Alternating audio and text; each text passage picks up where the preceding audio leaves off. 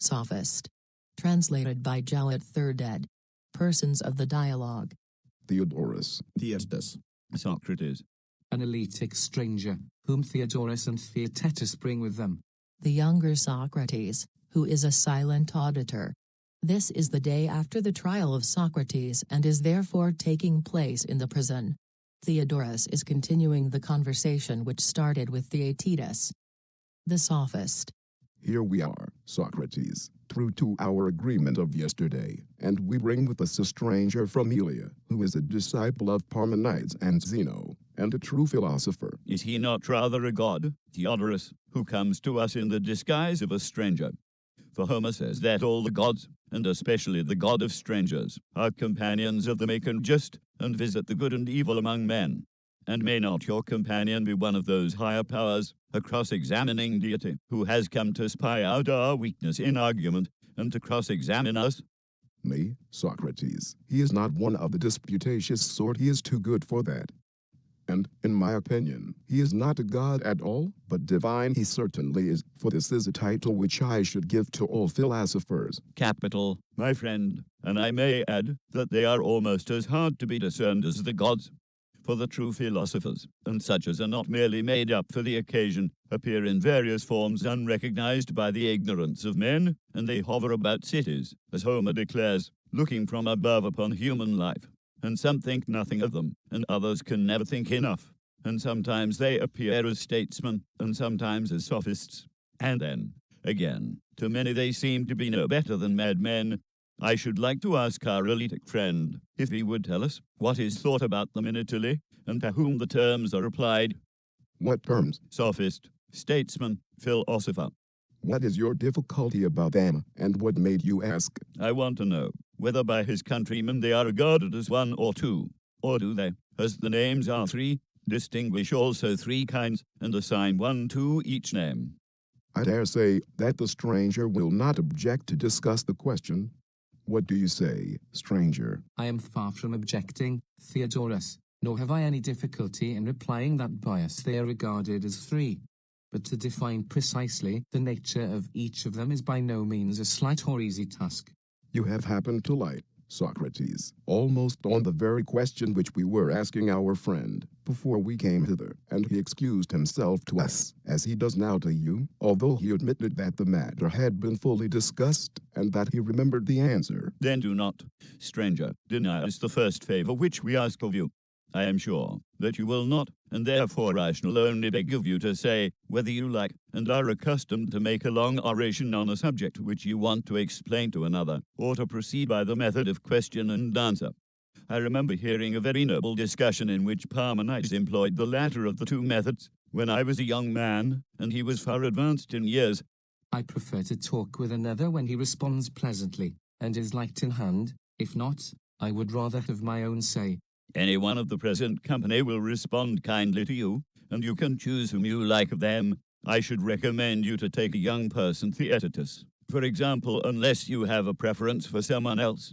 I feel ashamed, Socrates, being a newcomer into your society, instead of talking a little and hearing others talk, to be spinning out a long soliloquy or address, as if I wanted to show off. For the true answer will certainly be a very long one, a great deal longer than might be expected from such a short and simple question. At the same time, I fear that I may seem rude and ungracious if I refuse your courteous request, especially after what you have said. For I certainly cannot object to your proposal, that Theaetetus should respond, having already conversed with him myself, and being recommended by you to take him. But are you sure, stranger, that this will be quite so acceptable to the rest of the company as Socrates imagines? You hear them applauding, Theaetetus. After that, there is nothing more to be said. Well then, I am to argue with you, and if you tire of the argument, you may complain of your friends and not of me. I do not think that I shall tire, and if I do, I shall get my friend here, young Socrates, the namesake of the elder Socrates, to help. He is about my own age, and my partner at the gymnasium, and is constantly accustomed to work with me. Very good. You can decide about that for yourself as we proceed. Meanwhile, you and I will begin together and inquire into the nature of the sophist, first of the three. I should like you to make out what he is and bring him to light in a discussion, for at present we are only agreed about the name, but of the thing to which we both apply the name possibly you have one notion and I another, whereas we ought always to come to an understanding about the thing itself in terms of a definition, and not merely about the name minus the definition. Now the tribe of sophists which we are investigating is not easily caught or defined, and the world has long ago agreed that if great subjects are to be adequately treated, they must be studied in the lesser and easier instances of them before we proceed to the greatest of all. And as I know that the tribe of sophists is troublesome and hard to be caught, I should recommend that we practice beforehand the method which is to be applied to him on some simple and smaller thing, unless you can suggest a better way. Indeed, I cannot. Then suppose that we work out some lesser example which will be a pattern of the greater. Good. What is the which is well known and not great, and is yet as susceptible of definition as any larger thing? Shall I say an angler? He is familiar to all of us, and not a very interesting or important person. He is not. Yet I suspect that he will furnish us with the sort of definition and line of inquiry which we want. Very good. Let us begin by asking whether he is a man having art or not having art, but some other power. He is clearly a man of art. And of arts there are two kinds. What are they? There is agriculture, and the tending of mortal creatures, and the art of constructing or moulding vessels, and there is the art of imitation. All these may be appropriately called by a single name. What do you mean? And what is the name? He who brings into existence something that did not exist before is said to be a producer, and that which is brought into existence is said to be produced. True. And all the arts which were just now mentioned are characterized by this power of producing. They are. Then let us sum them up under the name of productive or creative art. Very good. Next follows the whole class of learning and cognition. Then comes trade, fighting, hunting.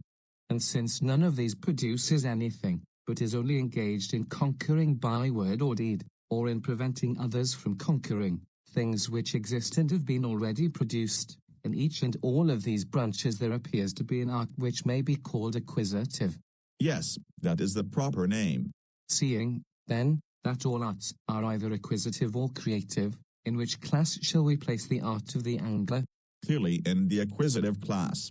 And the acquisitive may be subdivided into two parts. There is exchange, which is voluntary and is effected by gifts, hire, purchase, and the other part of acquisitive, which takes by force of word or deed, may be termed conquest.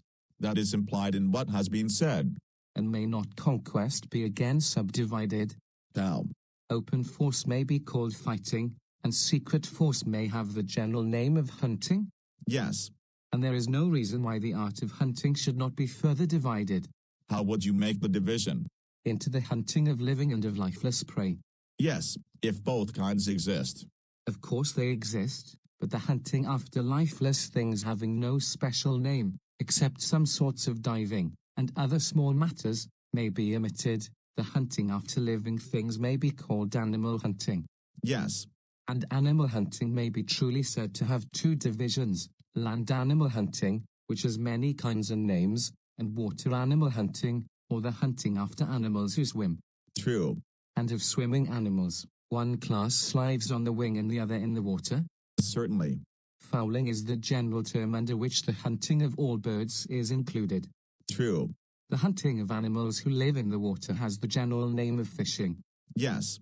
And this sort of hunting may be further divided also into two principal kinds. What are they?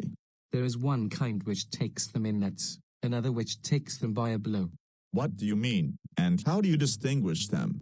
As to the first kind, all that surrounds and encloses anything to prevent egress, may be rightly called an enclosure. Very true. For which reason twig baskets, casting nets, nooses, creels, and the like may all be termed enclosures. True. And therefore this first kind of capture may be called bias capture with enclosures, or something of that sort. Yes. The other kind, which is practiced by a blow with hooks and three-pronged spears, when summed up under one name, may be called striking, unless you, Theaetetus, can find some better name. Never mind the name. What you suggest will do very well. There is one mode of striking, which is done at night, and by the light of a fire, and is by the hunters themselves called firing, or spearing by firelight. True. And the fishing by day is called by the general name of barbing, because the spears, too, are barbed at the point. Yes, that is the term. Of this barb fishing, that which strikes the fish who is below from above is called spearing, because this is the way in which the three-pronged spears are mostly used. Yes, it is often called so. Then now there is only one kind remaining. What is that? When a hook is used, and the fish is not struck in any chance part of his body, as he is with a spear, but only about the head and mouth, and is then drawn out from below upwards with reeds and rods. What is the right name of that mode of fishing? Theaetetus. I suspect that we have now discovered the object of our search. Then now you and I have come to an understanding not only about the name of the angler's art, but about the definition of the thing itself. One half of all art was acquisitive, half of the acquisitive art was conquest or taking by force, half of this was hunting, and half of hunting was hunting animals, half of this was hunting water animals, of this again, the under half was fishing, half of fishing was striking, a part of striking was fishing with a barb, and one half of this again, being the kind which strikes with a hook and draws the fish from below upwards, is the art which we have been seeking, and which from the nature of the operation is denoted angling or drawing up. The result has been quite satisfactorily brought out. And now, following this pattern, let us endeavor to find out what a sophist is. By all means. The first question about the angler was, whether he was a skilled artist or unskilled. True. And shall we call our new friend unskilled, or a thorough master of his craft?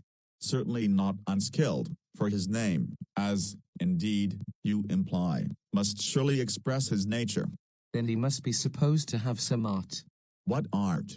By heaven, they are cousins. It never occurred to us. Who are cousins? The angler and the sophist. In what way are they related? They both appear to me to be hunters. How the sophist? Of the other we have spoken. You remember our division of hunting, into hunting after swimming animals and land animals? Yes. And you remember that we subdivided the swimming and left the land animals, saying that there were many kinds of them? Certainly. Thus far, then, the sophist and the angler, starting from the art of acquiring, take the same roads. So it would appear. Their paths diverge when they reach the art of animal hunting, the one going to the seashore, and to the rivers and to the lakes, and angling for the animals which are in them. Very true. While the other goes to land and water of another sort, rivers of wealth and broad meadowlands of generous youth, and he also is intending to take the animals which are in them. What do you mean? Of hunting on land there are two principal divisions. What are they? One is the hunting of tame, and the other of wild animals. But are tame animals ever hunted? Yes, if you include man under tame animals. But if you like you may say that there are no tame animals, or that, if there are, man is not among them, or you may say that man is a tame animal but is not hunted. You shall decide which of these alternatives you prefer. I should say, stranger, that man is a tame animal, and I admit that he is hunted. Then let us divide the hunting of tame animals into two parts. How shall we make the division? Let us define piracy, man-stealing, tyranny, the whole military art, by one name, as hunting with violence. Very good. But the art of the lawyer, of the popular orator, and the art of conversation may be called in one word the art of persuasion. True. And of persuasion, there may be said to be two kinds. What are they? One is private, and the other public. Yes, each of them forms a class. And of private hunting, one sort receives hire, and the other brings gifts. I do not understand you. You seem never to have observed the manner in which lovers hunt. To what do you refer? I mean that they lavish gifts on those whom they hunt in addition to other inducements. Most true. Let us admit this, then, to be the amatory art. Certainly. But that sort of hireling whose conversation is pleasing and who baits his hook only with pleasure and exacts nothing but his maintenance in return, we should all, if I am not mistaken, describe as possessing flattery or an art of making things pleasant. Certainly. And that sort, which professes to form acquaintances only for the sake of virtue, and demands a reward in the shape of money, may be fairly called by another name. To be sure. And what is the name? Will you tell me? It is obvious enough, for I believe that we have discovered the sophist, which is, as I conceive, the proper name for the class described. Then now, Theaetetus, his art may be traced as a branch of the appropriative, acquisitive family, which hunts animals, living, land, tame animals, which hunts man, privately, for hire, taking money in exchange, having the semblance of education, and this is termed sophistry, and is a hunt after young men of wealth and rank, such is the conclusion. Just so. Let us take another branch of his genealogy, for he is a professor of a great and many-sided art, and if we look back at what has preceded we see that he presents another aspect, besides that of which we are speaking. In what respect? There were two sorts of acquisitives art, the one concerned with hunting, the other with exchange. There were. And of the art of exchange there are two divisions, the one of giving, and the other of selling. Let us assume that. Next, we will suppose the art of selling to be divided into two parts. Now, there is one part which is distinguished as the sale of a man's own productions, another, which is the exchange of the works of others. certainly. And is not that part of exchange which takes place in the city, being about half of the whole, termed retailing? Yes. And that which exchanges the goods of one city for those of another by selling and buying is the exchange of the merchant? To be sure. And you are aware that this exchange of the merchant is of two kinds. It is partly concerned with food for the use of the body, and partly with the food of the soul which is bartered and received in exchange for money. What do you mean? You want to know what is the meaning of food for the soul, the other kind you surely understand. Yes. Take music in general and painting and marionette playing and many other things, which are purchased in one city, and carried away and sold in another, wares of the soul which are hawked about either for the sake of instruction or amusement. May not he who takes them about and sells them be quite as truly called a merchant as he who sells meats and drinks? To be sure he may. And would you not call by the same name him who buys up knowledge and goes about from city to city exchanging his wares for money? Certainly I should. Of this merchandise of the soul, may not one part be fairly termed the art of display? And there is another part which is certainly not less ridiculous, but being a trade in learning must be called by some name germane to the matter. Certainly. The latter should have two names, one descriptive of the sale of the knowledge of virtue, and the other of the sale of other kinds of knowledge. Of course. The name of outseller corresponds well enough to the latter, but you must try and tell me the name of the other. He must be the sophist, whom we are seeking. No other name can possibly be right. No other, and so this trader in virtue again turns out to be our friend a sophist, whose art may now be traced from the art of acquisition through exchange, trade, merchandise, to a merchandise of the soul which is concerned with speech and the knowledge of virtue. Quite true. And there may be a third reappearance of him, for he may have settled down in a city, and may fabricate as well as buy these same wares, intending to live by selling them, and he would still be called a sophist. Certainly. Then that part of the acquisitive art which exchanges, and of exchange which either sells a man's own productions or retails those of others, as the case may be, and in either way sells the knowledge of virtue, you would again term sophistry? I must, if I am to keep pace with the argument. Let us consider once more whether there may not be yet another aspect of sophistry. What is it? In the acquisitive there was a subdivision of the combative or fighting art. There was. Perhaps we had better divide it. What shall be the divisions? There shall be one division of the competitive, and another of the pugnacious. Very good. That part of the pugnacious which is a contest of bodily strength may be properly called by some such name as violent. True. And when the war is one of words, it may be termed controversy. Yes. And controversy may be of two kinds. What are they? When long speeches are answered by long speeches, and there is public discussion about the just and unjust, that is forensic controversy. Yes.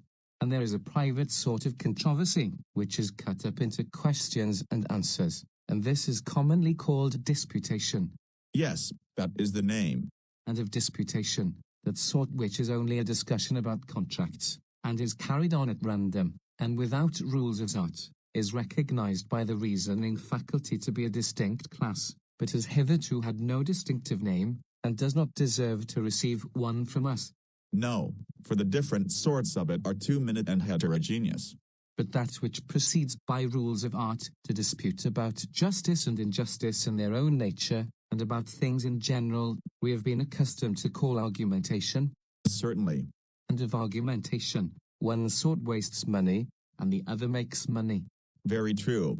Suppose we try and give to each of these two classes a name. Let us do so. I should say that the habit which leads a man to neglect his own affairs for the pleasure of conversation, of which the style is far from being agreeable to the majority of his hearers, may be fairly termed loquacity. Such is my opinion. That is the common name for it. But now who the other is, who makes money out of private disputation, it is your turn to say. There is only one true answer. He is the wonderful sophist, of whom we are in pursuit, and who reappears again for the fourth time. Yes, and with a fresh pedigree, for he is the money-making species of the aristic, disputatious, controversial, pugnacious, combative, acquisitive family, as the argument has already proven. Certainly. How true was the observation that he was a many-sided animal, and not to be caught with one hand, as they say. Then you must catch him with two. Yes, we must, if we can. And therefore let us try another track in our pursuit of him. You are aware that there are certain menial occupations which have names among servants. Yes, there are many such. Which of them do you mean? I mean such as sifting, straining, winnowing, threshing. Certainly. And besides these there are a great many more, such as carding, spinning, adjusting the warp and the woof, and thousands of similar expressions are used in the arts. Of what are they to be patterns, and what are we going to do with them all? I think that in all of these there is implied a notion of division. Yes. Then if, as I was saying, there is one art which includes all of them, ought not that art to have one name? And what is the name of the art? The art of discerning or discriminating. Very good. Think whether you cannot divide this. I should have to think a long while. In all the previously named processes either like has been separated from like or the better from the worse. I see now what you mean.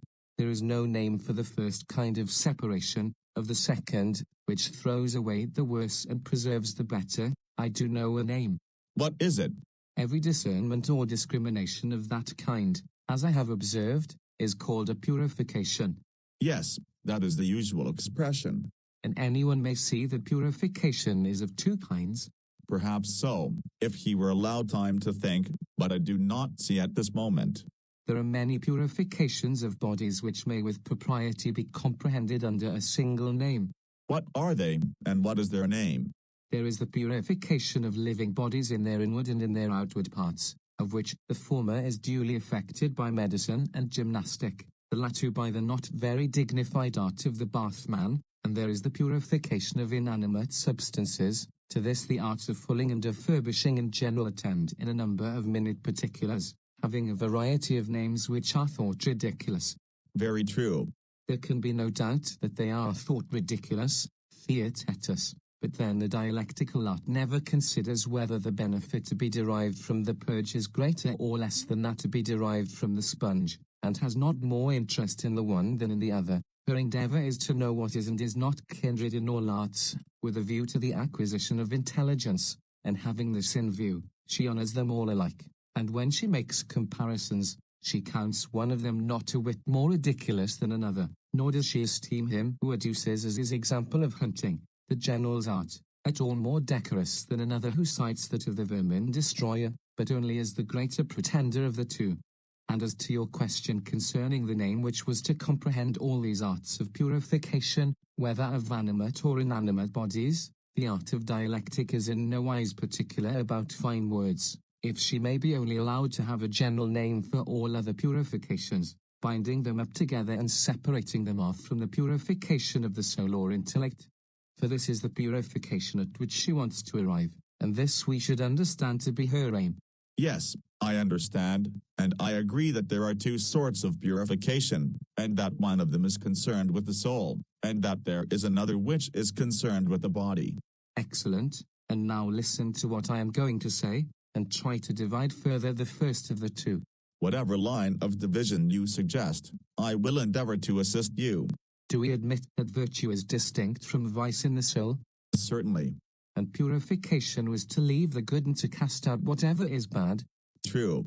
then any taking away of evil from the soul may be properly called purification. Yes. And in the soul there are two kinds of evil. What are they? The one may be compared to disease in the body, the other to deformity. I do not understand. Perhaps you have never reflected that disease and discord are the same. To this, again, I know not what I should reply.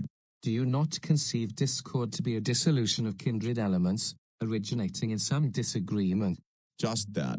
And is deformity anything but the want of measure, which is always unsightly? Exactly. And do we not see that opinion is opposed to desire, pleasure to anger, reason to pain, and that all these elements are opposed to one another in the souls of bad men? Certainly. And yet they must all be akin? Of course. Then we shall be right in calling vice a discord and disease of the soul. Most true.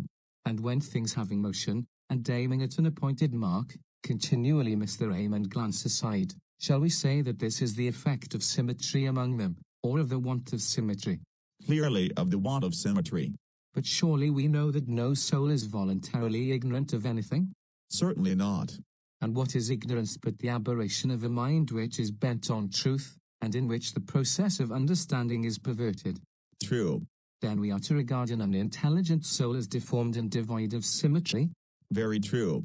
Then there are these two kinds of evil in the soul, the one which is generally called vice, and is obviously a disease of the soul. Yes. And there is the other, which they call ignorance, and which, because existing only in the soul, they will not allow to be vice. I certainly admit what I at first disputed, that there are two kinds of vice in the soul, and that we ought to consider cowardice, intemperance, and injustice to be all alike forms of disease in the soul, and ignorance, of which there are all sorts of varieties, to be deformity. And in the case of the body, are there not two arts which have to do with the two bodily states? What are they? There is gymnastic, which has to do with deformity, and medicine, which has to do with disease. True. And where there is insolence and injustice and cowardice, is not chastisement the art which is most required? That certainly appears to be the opinion of mankind. Again, of the various kinds of ignorance, may not instruction be rightly said to be the remedy? True. And of the art of instruction, shall we say that there is one or many kinds? At any rate, there are two principal ones. Think. I will. I believe that I can see how we shall soonest arrive at the answer to this question. How? If we can discover a line which divides ignorance into two halves. For a division of ignorance into two parts will certainly imply that the art of instruction is also twofold, answering to the two divisions of ignorance. Well, and do you see what you are looking for? I do seem to myself to see one very large and bad sort of ignorance which is quite separate, and may be weighed in the scale against all other sorts of ignorance put together. What is it? When a person supposes that he knows, and does not know, this appears to be the great source of all the errors of the intellect. True. And this, if I am not mistaken, is the kind of ignorance which specially earns the title of stupidity. True. What name, then, shall be given to the sort of instruction which gets rid of this? The instruction which you mean, stranger, is, I should imagine, not the teaching of handicraft arts, but what, thanks to us, has been termed education in this part of the world. Yes, Theaetetus, and by nearly all hands. But we have still to consider whether education admits of any further division. We have. I think that there is a point at which such a division is possible. Where? Of education, one method appears to be rougher, and another smoother. How are we to distinguish the two? There is the time-honored mode which our fathers commonly practiced towards their sons, and which is still adopted by many, either of roughly reproving their errors, or of gently advising them, which varieties may be correctly included under the general term of admonition. True. But whereas some appear to have arrived at the conclusion that all ignorance is involuntary, and that no one who thinks himself wise is willing to learn any of those things in which he is conscious of his own cleverness, and that the admonitory sort of instruction gives much trouble and does little good. There they are quite right. Accordingly, they set to work to eradicate the spirit of conceit in another way. In what way? They cross-examine a man's words, when he thinks that he is saying something and is really saying nothing, and easily convict him of inconsistencies in his opinions. These they then collect by the dialectical process, and placing them side by side, show that they contradict one another about the same things, in relation to the same things, and in the same respect. He, seeing this, is angry with himself, and grows gentle towards others, and thus is entirely delivered from great prejudices and harsh notions, in a way which is most amusing to the hearer, and produces the most lasting good effect on the person who is the subject of the operation. For as the physician considers that the body will receive no benefit from taking food until the internal obstacles have been removed, so the purifier of the soul is conscious that his patient will receive no benefit from the application of knowledge until he is refuted, and from refutation learns modesty. He must be purged of his prejudices first and made to think that he knows only what he knows, and no more. That is certainly the best and wisest state of mind. For all these reasons, Theaetetus, we must admit that refutation is the greatest and chiefest of purifications, and he who has not been refuted, though he be the great king himself, is in an awful state of impurity. He is uninstructed and deformed in those things in which he who would be truly blessed ought to be fairest and purest. Very true. And who are the ministers of this art? I am afraid to say the Sophists. Why? Lest we should assign to them too high a prerogative. Yet the sophist has a certain likeness to our minister of purification. Yes, the same sort of likeness which a wolf, who is the fiercest of animals, has to a dog, who is the gentlest. But he who would not be found tripping, ought to be very careful in this matter of comparisons, for they are most slippery things. Nevertheless, let us assume that the Sophists are the men. I say this provisionally, for I think that the line which divides them will be marked enough if proper care is taken. Likely enough. Let us grant, then, that from the discerning art comes purification, and from purification let there be separated off a part which is concerned with the soul. Of this mental purification instruction is a portion, and of instruction education, and of education, that refutation of vain conceits which has been discovered in the present argument, and let this be called by you and me the nobly descended art of sophistry. Very well, and yet, considering the number of forms in which he has presented himself, I begin to doubt how I can with any truth or confidence describe the real nature of the sophist. You naturally feel perplexed, and yet I think that he must be still more perplexed in his attempt to escape us, for as a proverb says, when every way is blocked, there is no escape. Now, then, is the time of all others to set upon him. True.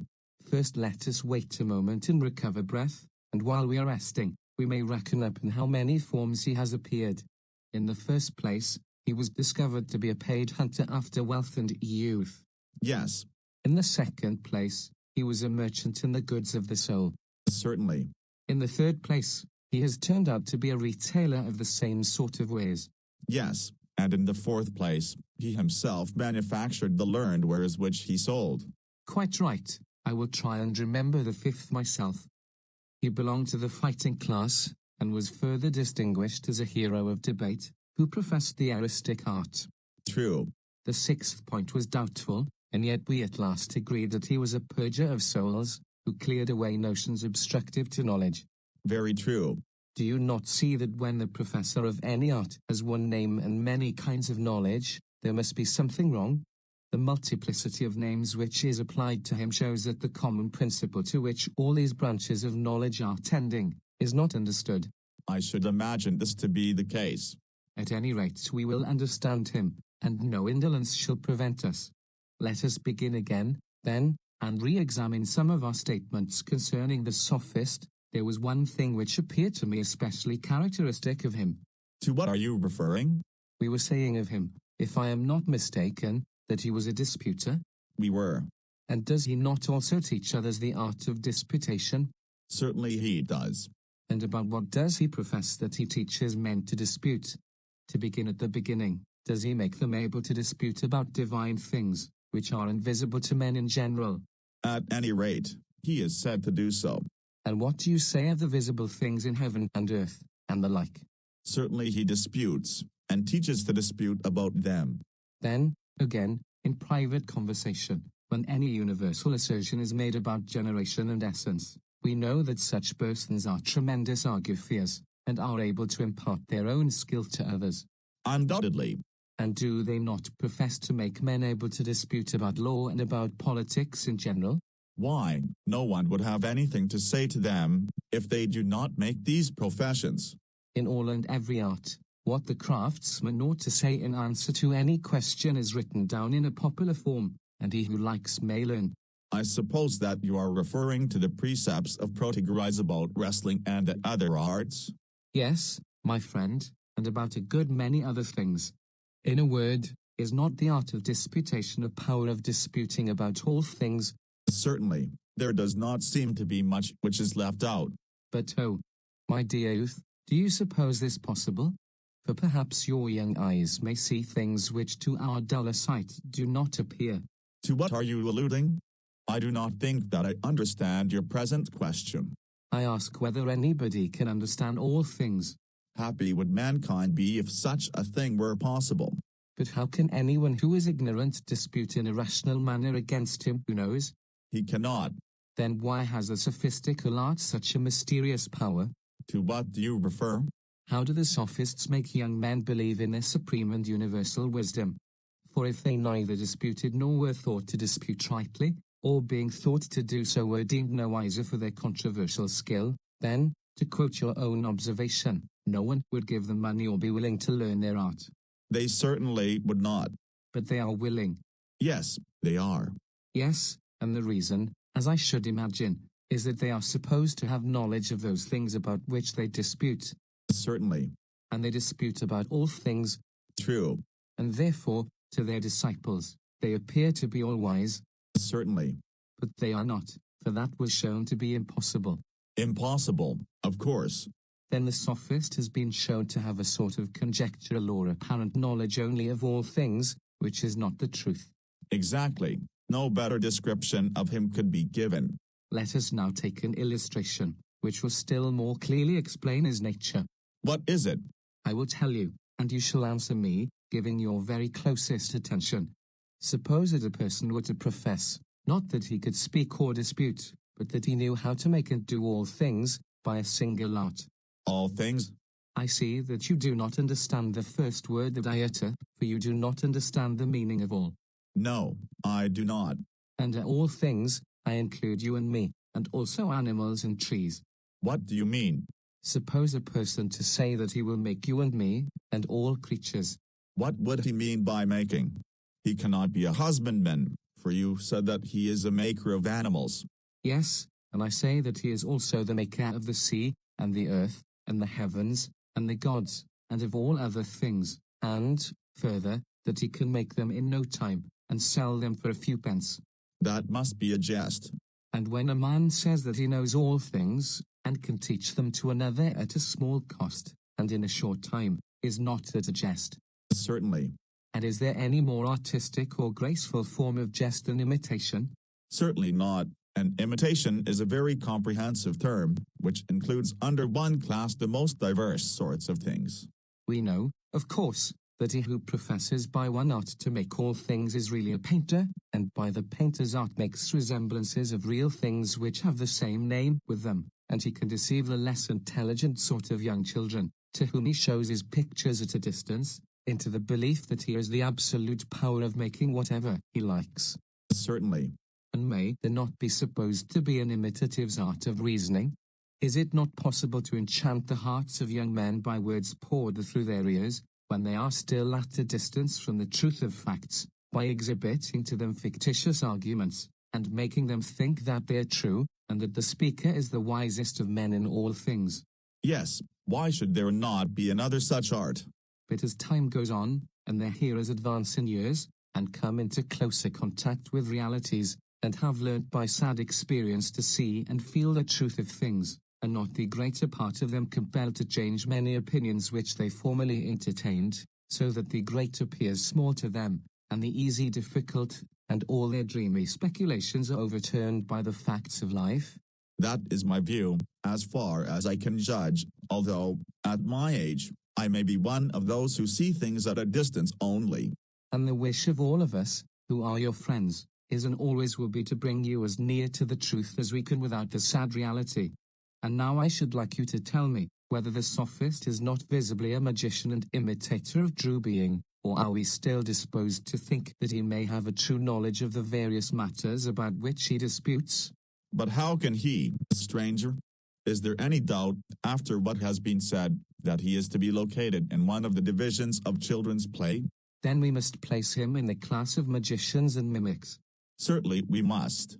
And now our business is not to let the animal out, for we have got him in a sort of dialectical net, and there is one thing which he decidedly will not escape.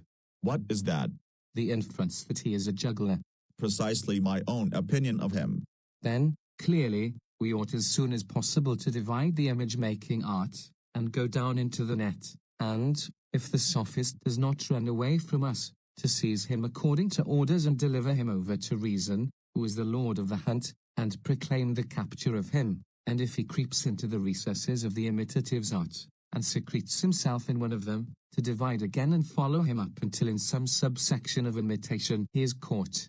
For our method of tackling each and all is one which neither he nor any other creature will ever escape in triumph. Well said, and let us do as you propose. Well, then, pursuing the same analytic method as before, I think that I can discern two divisions of the imitative's art, but I am not as yet able to see in which of them the desired form is to be found. Will you tell me first what are the two divisions of which you are speaking? One is the art of likeness making. Generally, a likeness of anything is made by producing a copy which is executed according to the proportions of the original, similar in length and breadth and depth, each thing receiving also its appropriate color. Is not this always the aim of imitation? Not always. In works either of sculpture or of painting, which are of any magnitude, there is a certain degree of deception, for if artists were to give the true proportions of their fair works, the upper part, which is farther off, would appear to be out of proportion in comparison with the lower, which is nearer, and so they give up the truth in their images and make only the proportions which appear to be beautiful, disregarding the real ones. Quite true. And that which being other is also like. May we not fairly call a likeness or image? Yes. And may we not, as I did just now, call that part of the imitative art which is concerned with making such images the art of likeness making? Let that be the name. And what shall we call those resemblances of the beautiful, which appear such owing to the unfavorable position of the spectator, whereas if a person had the power of getting a correct view of works of such magnitude, they would appear not even like that to which they profess to be like? May we not call these appearances, since they appear only and are not really like? Certainly. There is a great deal of this kind of thing in painting, and in all imitation. Of course. And may we not fairly call the sort of art, which produces an appearance and not an image, fantastic art? Most fairly. These then are the two kinds of image making, the art of making likenesses, and fantastic or the art of making appearances. True. I was doubtful before in which of them I should place the sophist, nor am I even now able to see clearly. Verily he is a wonderful and inscrutable creature. And now in the cleverest manner he has got into an impossible place. Yes, he has. Do you speak advisedly, or are you carried away at the moment by the habit of assenting into giving a hasty answer? May I ask to what you are referring? My dear friend, we are engaged in a very difficult speculation. There can be no doubt of that, for how a thing can appear and seem, and not be, or how a man can say a thing which is not true, has always been and still remains a very perplexing question. Can anyone say or think that falsehood really exists, and avoid being caught in a contradiction? Indeed, Theaetetus, the task is a difficult one. Why? He who says that falsehood exists has the audacity to assert the being of not being, for this is implied in the possibility of falsehood. But, my boy, in the days when I was a boy, the great Parmenides protested against this doctrine, and to the end of his life he continued to inculcate the same lesson, always repeating both in verse and out of verse. Keep your mind from this way of inquiry, for never will you show that not being is. Such is his testimony, which is confirmed by the very expression when sifted a little.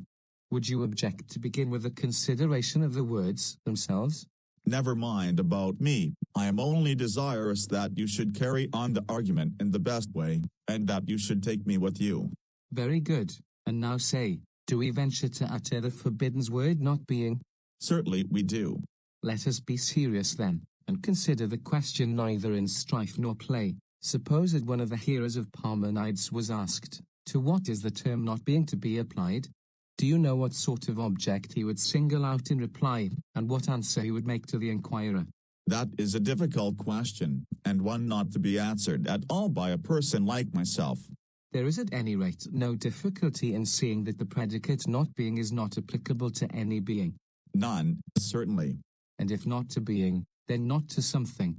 Of course not. It is also plain that in speaking of something we speak of being, for to speak of an abstract something naked and isolated from all being is impossible. Impossible. You mean by assenting to imply that he who says something must say some one thing? Yes. Some in the singular you would say is the sign of one, some in the dual of two, some in the plural of many. Exactly. Then he who says not something must say absolutely nothing. Most assuredly. And as we cannot admit that a man speaks and says nothing, he who says not being does not speak at all. The difficulty of the argument can no further go. Not yet, my friend, is the time for such a word, for there still remains of all perplexities the first and greatest, touching the very foundation of the matter. What do you mean? Do not be afraid to speak. To that which is, may be attributed some other thing which is? Certainly. But can anything which is, be attributed to that which is not? Impossible. And all number is to be reckoned among things which are? Yes, surely number, if anything, has a real existence. Then we must not attempt to attribute to not being number either in the singular or plural. The argument implies that we should be wrong in doing so. But how can a man either express in words or even conceive in thought things which are not, or a thing which is not without number? How indeed? When we speak of things which are not, are we not attributing plurality to not being? Certainly. But, on the other hand, when we say what is not, do we not attribute unity? Manifestly. Nevertheless, we maintain that you may not and ought not to attribute being to not being. Most true.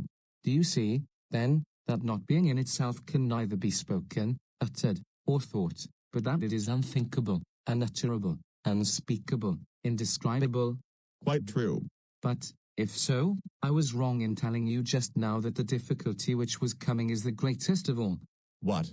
Is there a greater still behind? Well, I am surprised, after what has been said already, that you do not see the difficulty in which he who would refute the notion of not being is involved. For he is compelled to contradict himself as soon as he makes the attempt. What do you mean? Speak more clearly. Do not expect clearness from me. For I, who maintain that not being has no part either in the one or many, just now spoke and am still speaking of not being as one, for I say not being. Do you understand? Yes. And a little while ago I said that not being is unutterable, unspeakable, indescribable. Do you follow? I do after a fashion. When I introduced the word is, did I not contradict what I said before? Clearly. And in using the singular verb, did I not speak of not being as one? Yes. And when I spoke of not being as indescribable and unspeakable and unutterable, in using each of these words in the singular, did I not refer to not being as one? Certainly. And yet we say that, strictly speaking, it should not be defined either as one or many, and should not even be called it. For the use of the word it would imply a form of unity. Quite true. How, then, can anyone put any faith in me? For now, as always, I am unequal to the refutation of not being. And therefore, as I was saying, do not look to me for the right way of speaking about not being, but come, let us try the experiment with you. What do you mean? Make a noble effort, as becomes youth, and endeavor with all your might to speak of not being in a right manner, without introducing into it either existence or unity or plurality.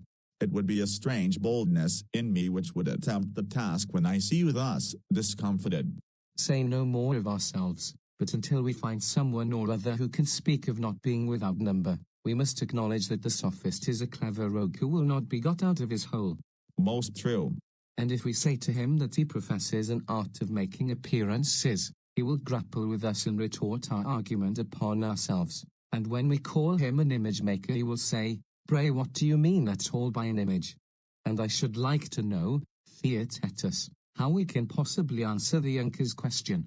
We shall doubtless tell him of the images which are reflected in water or in mirrors, also of sculptures, pictures, and other duplicates. I see, Theaetetus, that you have never made the acquaintance of the sophist. Why do you think so?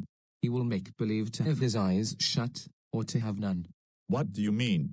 When you tell him of something existing in a mirror, or in sculpture, and address him as though he had eyes, he will laugh you to scorn, and will pretend that he knows nothing of mirrors and streams, or of sight at all. He will say that he is asking about an idea. What can he mean? The common notion pervading all these objects, which you speak of as many, and yet called by the single name of image, as though it were the unity under which they were all included. How will you maintain your ground against him? How, stranger, can I describe an image except as something fashioned in the likeness of the true? And do you mean this something to be some other true thing, or what do you mean? Certainly not another true thing, but only a resemblance. And you mean by true that which really is? Yes. And the not true is that which is the opposite of the true. Exactly. A resemblance, then, is not really real, if, as you say, not true. Nay, but it is in a certain sense. You mean to say, not in a true sense? Yes, it is in reality only an image. Then what we call an image is in reality really unreal. In what a strange complication of being and not being we are involved. Strange. I should think so. See how, by his reciprocation of opposites, the many-headed sophist has compelled us, quite against our will, to admit the existence of not being. Yes, indeed, I see. The difficulty is how to define his art without falling into a contradiction. How do you mean? And where does the danger lie? When we say that he deceives us with an illusion, and that his art is illusory, do we mean that our soul is led by his art to think falsely, or what do we mean? There is nothing else to be said. Again, false opinion is that form of opinion which thinks the opposite of the truth. You would assent? Certainly. You mean to say that false opinion thinks what is not? Of course. Does false opinion think that things which are not, or that in a certain sense they are? Things that are not must be imagined to exist in a certain sense, if any degree of falsehood is to be possible. And does not false opinion also think that things which most certainly exist do not exist at all? Yes. And here, again, is falsehood. Falsehood, yes. And in like manner, a false proposition will be deemed to be one which asserts the non-existence of things which are, and the existence of things which are not. There is no other way in which a false proposition can arise. There is not, but the sophist will deny these statements. And indeed, how can any rational man assent to them, when the very expressions which we have just used were before acknowledged by us to be unutterable, unspeakable, indescribable, unthinkable? Do you see his point, Theaetetus? Of course he will say that we are contradicting ourselves when we hazard the assertion that falsehood exists in opinion and in words, for in maintaining this, we are compelled over and over again to assert being of not being, which we admitted just now to be an utter impossibility. How well you remember. And now it is high time to hold a consultation as to what we ought to do about the sophist, for if we persist in looking for him in the class of false workers and magicians, you see that the handles for objection and the difficulties which will arise are very numerous and obvious. They are indeed. We have gone through but a very small portion of them, and they are really infinite. If that is the case, we cannot possibly catch the sophist. Shall we then be so faint-hearted as to give him up? Certainly not, I should say, if we can get the slightest hold upon him. Will you then forgive me, and, as your words imply, not be altogether displeased if I flinch a little from the grasp of such a sturdy argument? To be sure I will. I have a yet more urgent request to make. Which is? That you will promise not to regard me as a parricide. And why? Because, in self-defense, I must test the philosophy of my father Parmenides, and try to prove by main force that in a certain sense not being is, and that being, on the other hand, is not. Some attempt of the kind is clearly needed. Yes, a blind man, as they say, might see that, and, unless these questions are decided in one way or another, no one when he speaks of false words, or false opinion, or idols, or images, or imitations, or appearances, or about the arts which are concerned with them, can avoid falling into ridiculous contradictions. Most true. And therefore I must venture to lay hands on my father's argument, for if I am to be over-scrupulous, I shall have to give the matter up. Nothing in the world should ever induce us to do so. I have a third little request which I wish to make. What is it? You heard me say what I have always felt and still feel, that I have no heart for this argument. I did. I tremble at the thought of what I have said, and expect that you will deem me mad, when you hear of my sudden changes and shiftings. Let me therefore observe, that I am examining the question entirely out of regard for you. There is no reason for you to fear that I shall impute any impropriety to you, if you will attempt this refutation and proof. Take heart, therefore, and proceed. And where shall I begin the perilous enterprise? I think that the road which I must take is... Which? Let me hear. I think that we had better, first of all, consider the points which at present are regarded as self-evident, lest we may have fallen into some confusion, and be too ready to assent to one another, fancying that we are quite clear about them. Say more distinctly what you mean. I think that Parmenides, and all who ever yet undertook to determine the number and nature of existences, talked to us in rather a light and easy strain. How? As if we had been children, to whom they repeated each his own mythos or story. One said that there were 3 principles, and that at one time there was war between certain of them, and then again there was peace, and they were married and begat children, and brought them up. And another spoke of 2 principles, a moist and a dry, or a hot and a cold, and made them marry and go habit. The eletics, however, in our part of the world, say that all things are many in name, but in nature one. This is their mythos, which goes back to Xenophanes, and is even older. Then there are Ionian, and in more recent times Sicilian muses, who have arrived at the conclusion that to unite the 2 principles is safer, and to say that being is one and many, and that these are held together by enmity and friendship, ever parting, ever meeting, as the severer muses assert, while the gentler ones do not insist on the perpetual strife and peace, but admit a relaxation and alternation of them, peace and unity sometimes prevailing under the sway of Aphrodite, and then again plurality and war, by reason of a principle of strife. Whether any of them spoke the truth in all this is hard to determine. Besides, antiquity and famous men should have reverence, and not be liable to accusations so serious. Yet one thing may be said of them without offense. What thing? That they went on their several ways disdaining to notice people like ourselves. They did not care whether they took us with them, or left us behind them. How do you mean? I mean to say, that when they talk of 1, 2, or more elements, which are all have become or are becoming, or again of heat mingling with cold, assuming in some other part of their works separations and mixtures, tell me, Theaetetus, do you understand what they mean by these expressions? When I was a younger man, I used to fancy that I understood quite well what was meant by the term not being, which is our present subject of dispute, and now you see in what a fix we are about it. I see.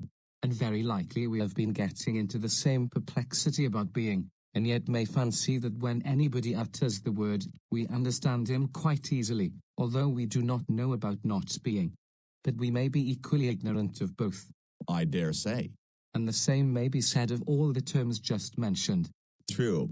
The consideration of most of them may be deferred, but we had better now discuss the chief captain and leader of them. Of what are you speaking? You clearly think that we must first investigate what people mean by the word being. You follow close at my heels, Theaetetus. For the right method, I conceive, will be to call into our presence the dualistic philosophers and to interrogate them. Come, we will say, ye, who affirm that hot and cold or any other 2 principles are the universe, what is this term which you apply to both of them, and what do you mean when you say that both and each of them are? How are we to understand the word are? Upon your view, are we to suppose that there is a 3rd principle over and above the other 2, 3 in all, and not 2? For clearly you cannot say that one of the 2 principles is being, and yet attribute being equally to both of them. For, if you did, whichever of the 2 is identified with being, will comprehend the other, and so they will be 1 and not 2. Very true.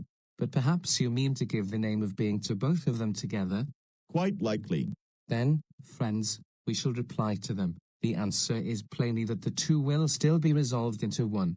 Most true.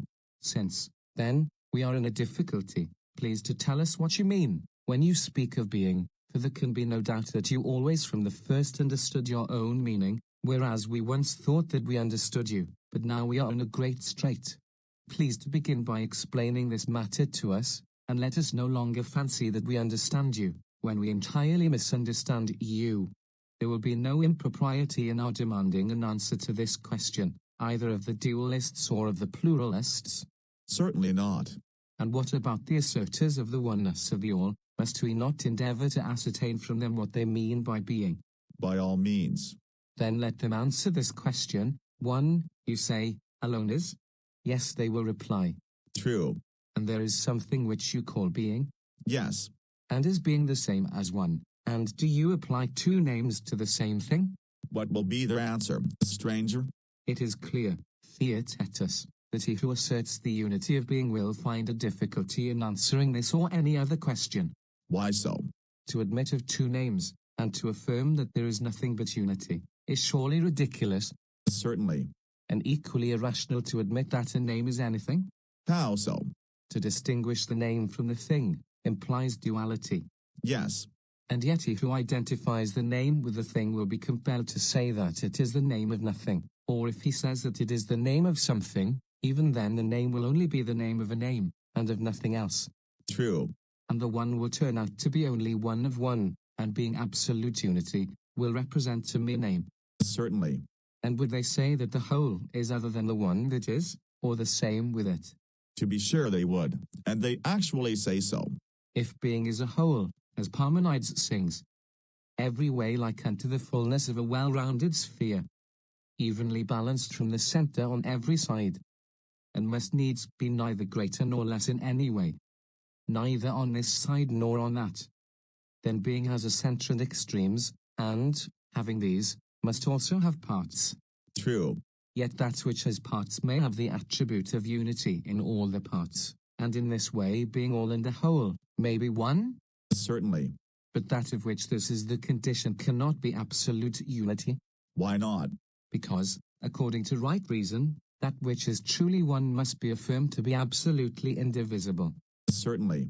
But this indivisible, if made up of many parts, will contradict reason. I understand. Shall we say that being is one and a whole, because it has the attribute of unity? Or shall we say that being is not a whole at all? That is a hard alternative to offer. Most true, for being, having in a certain sense the attribute of one, is yet proved not to be the same as one, and the all is therefore more than one. Yes.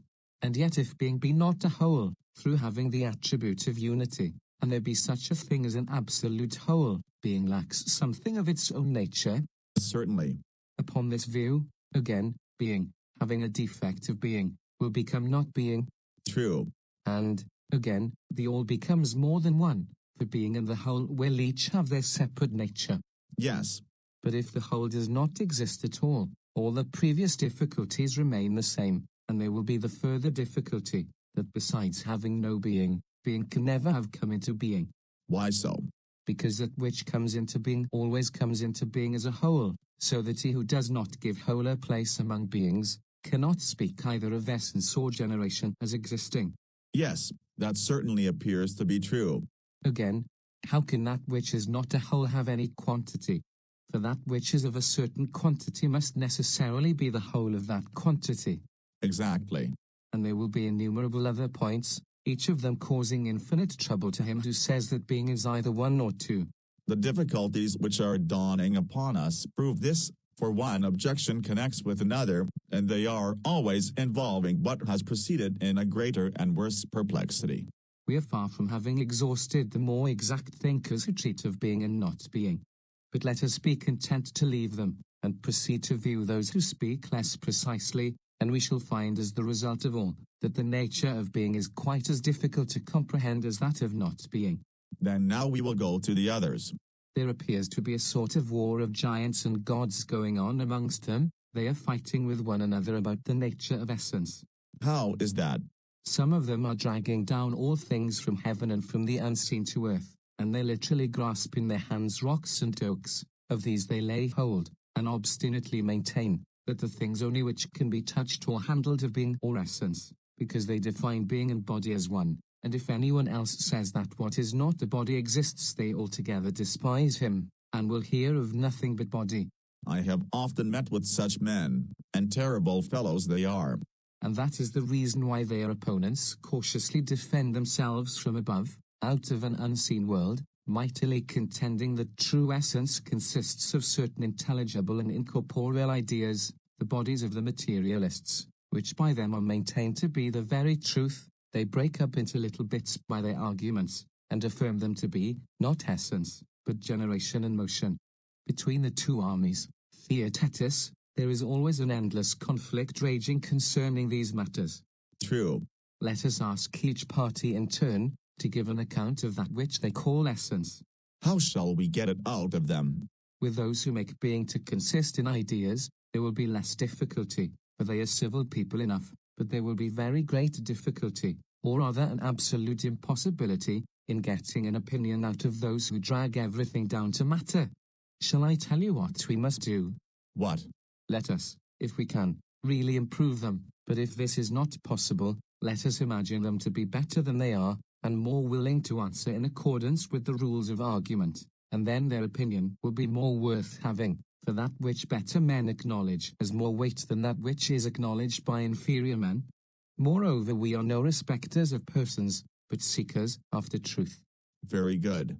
Then now, on the supposition that they're improved, let us ask them to state their views, and do you interpret them? Agreed.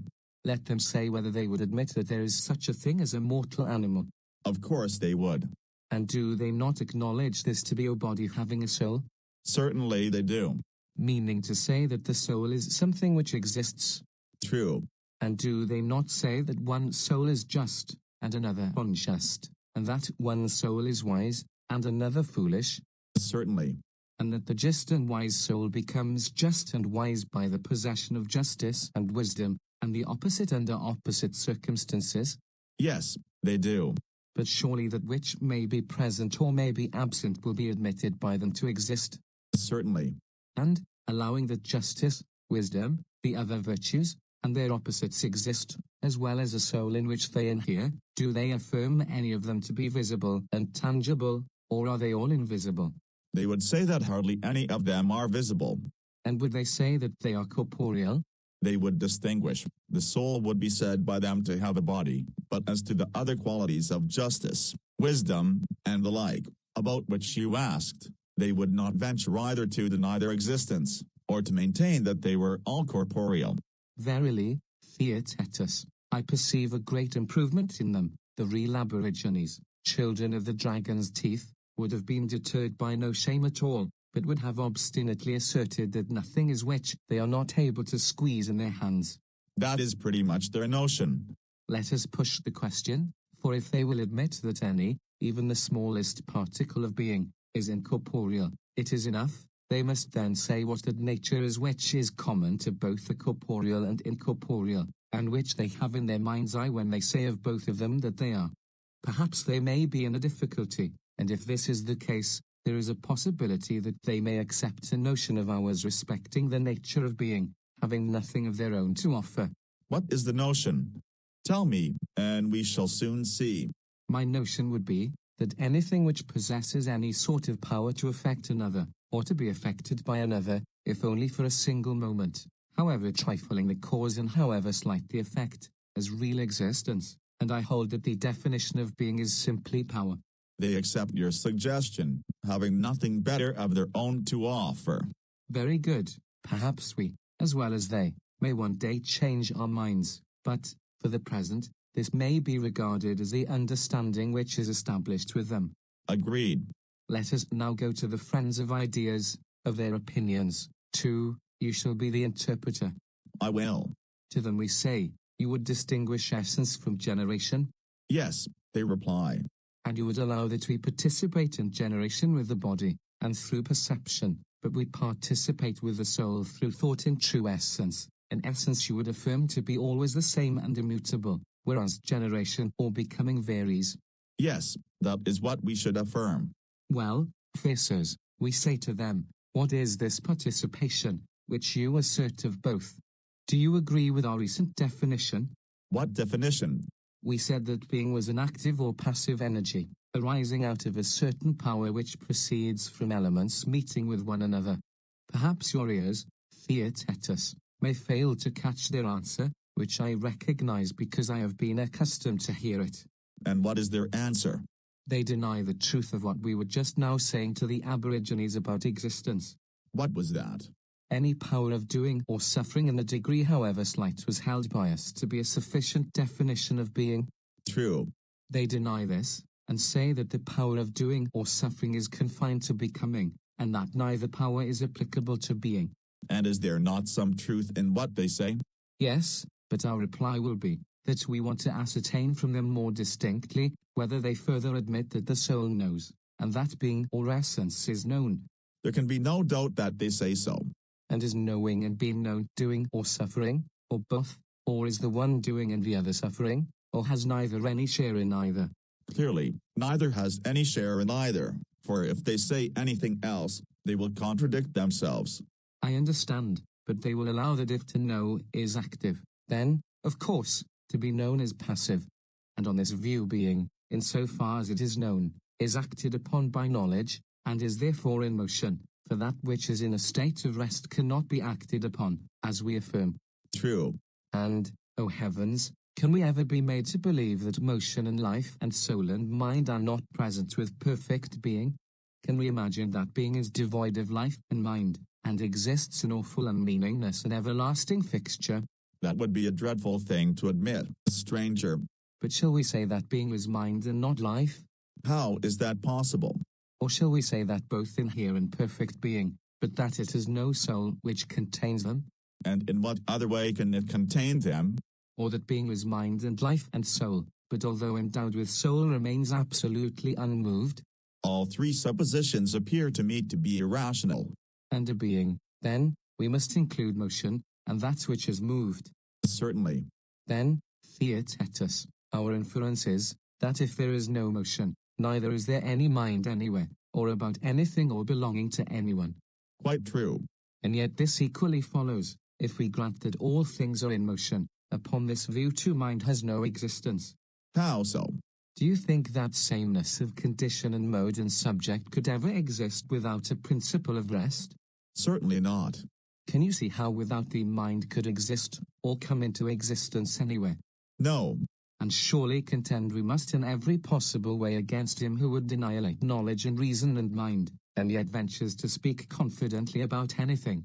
Yes, with all our might. Then the philosopher, who has the truest reverence for these qualities, cannot possibly accept the notion of those who say that the whole is addressed, either as unity or in many forms, and he will be utterly deaf to those who assert universal motion. As children say entreatingly, give us both, so he will include both the movable and immovable in his definition of being and all. Most true. And now, do we not seem to have gained a fair notion of being? Yes, truly. Alas, Theaetetus, methinks that we are now only beginning to see the real difficulty of the inquiry into the nature of it. What do you mean? Oh, my friend, do you not see that nothing can exceed our ignorance, and yet we fancy that we are saying something good? I certainly thought that we were, and I do not at all understand how we never found out our desperate case. Reflect, after having made these admissions, may we not be justly asked the same questions which we ourselves were asking of those who said that all was hot and cold? What were they? Will you recall them to my mind?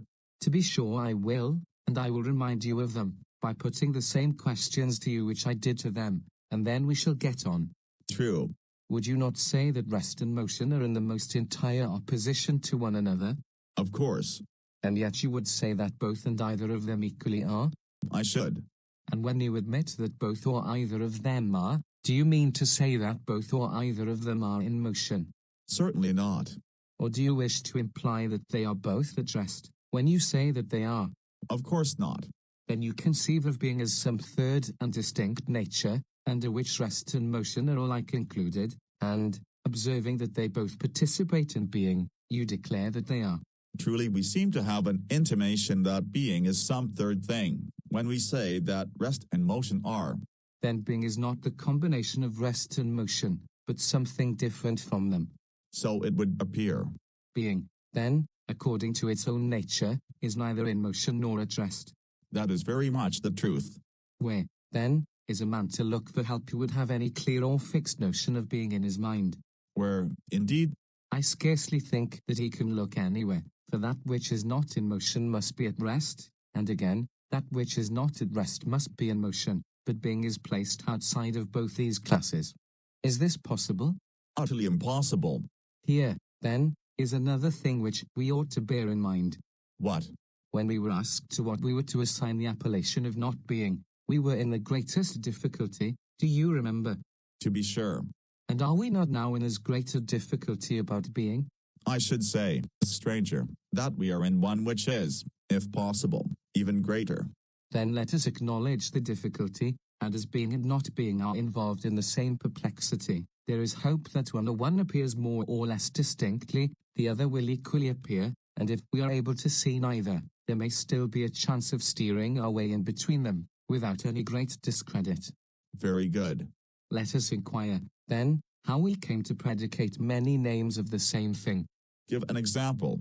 I mean that we speak of man, for example, under many names, that we attribute to him colors and forms and magnitudes and virtues and vices, in all of which instances and in 10,000 others we not only speak of him as a man, but also as good, and having numberless other attributes, and in the same way anything else which we originally supposed to be one is described by us as many, and under many names.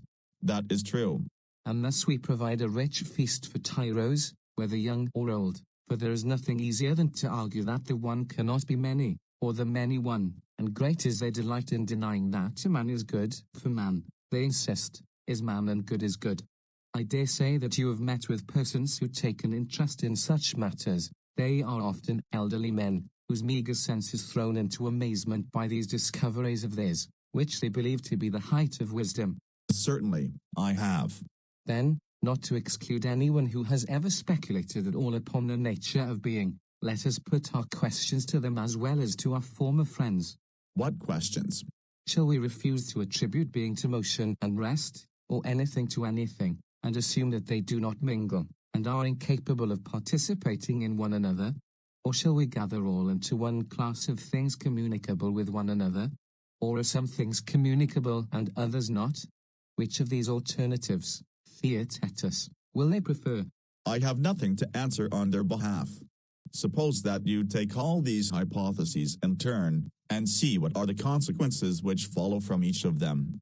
Very good. And first let us assume them to say that nothing is capable of participating in anything else in any respect. In that case rest and motion cannot participate in being at all. They cannot. But would either of them be if not participating in being? No. Then by this admission everything is instantly overturned, as well the doctrine of universal motion as of universal rest, and also the doctrine of those who distribute being into immutable and everlasting kinds. For all these add on a notion of being, some affirming that things are truly in motion, and others that they are truly at rest. Just so. Again, those who would at one time compound, and at another resolve all things, whether making them into one and out of one creating infinity, or dividing them into finite elements, and forming compounds out of these, whether they suppose the processes of creation to be successive or continuous, would be talking nonsense in all this if there were no admixture. True. Most ridiculous of all will amend themselves be who want to carry out the argument and yet forbid us to call anything, because participating in some affection from another, by the name of that other. Why so? Why, because they are compelled to use the words to be, apart, from others, in itself, and 10,000 more, which they cannot give up, but must make the connecting links of discourse, and therefore they do not require to be refuted by others, but their enemy, as the saying is, inhabits the same house with them. They are always carrying about with them an adversary, like the wonderful ventriloquist, Eurycles, who out of their own bellies audibly contradicts them. Precisely so, a very true and exact illustration. And now, if we suppose that all things have the power of communion with one another, what will follow? Even I can solve that riddle. How? Why? Because motion itself would be at rest, and rest again in motion, if they could be attributed to one another, But this is utterly impossible. Of course. Then only the third hypothesis remains. True. 4. Surely, either all things have communion with all, or nothing with any other thing, or some things communicate with some things and others not. Certainly. And 2 out of these 3 suppositions have been found to be impossible. Yes. Everyone then, who desires to answer truly, will adopt the third and remaining hypothesis of the communion of some with some. Quite true. This communion of some with some may be illustrated by the case of letters. Some letters do not fit each other, while others do. Of course. And the vowels, especially, are a sort of bond which pervades all the other letters, so that without a vowel one consonant cannot be joined to another. True. But does everyone know what letters will unite with what? Or is art required in order to do so? Art is required. What art? The art of grammar. And is not this also true of sounds high and low? Is not he who has the art to know what sounds mingle, a musician, and he who is ignorant, not a musician? Yes. And we shall find this to be generally true of art or the absence of art. Of course. And as classes are admitted by us in like manner to be some of them capable and others incapable of intermixture, must not he who would rightly show what kinds will unite and what will not, proceed by the help of science in the path of argument? And will he not ask if the connecting links are universal, and so capable of intermixture with all things, and again, in divisions, whether there are not other universal classes, which make them possible? To be sure, he will require science, and, if I am not mistaken, the very greatest of all sciences. How are we to call it? By Zeus, have we not lighted unwittingly upon our free and noble science, and in looking for the sophist have we not entertained the philosopher unawares? What do you mean? Should we not say that the division according to classes, which neither makes the same other, nor makes other the same, is the business of the dialectical science? That is what we should say. Then, surely, he who can divide rightly is able to see clearly one form pervading a scattered multitude, and many different forms contained under one higher form, and again, one form knit together into a single whole and pervading many such wholes, and many forms, existing only in separation and isolation.